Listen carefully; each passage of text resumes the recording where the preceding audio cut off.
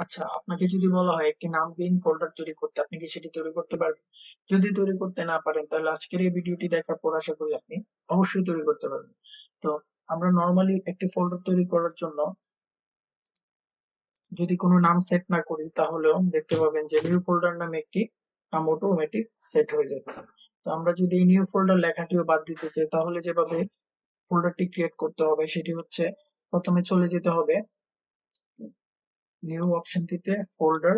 তো এখানে আসার পর আপনাকে প্রেস করতে হবে অল্টার 255, এটা ক্লিক করার পর এন্টার দেওয়ার সাথে সাথেই দেখবেন আপনার নিউ ফোল্ডার লেখাটি গায়েব হয়ে গেছে।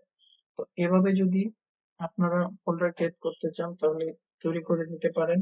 আমার এই ভিডিওটি যদি ভালো লেগে থাকে তাহলে অবশ্যই লাইক, কমেন্টস এবং সাবস্ক্রাইব করবেন। ধন্যবাদ সবাইকে।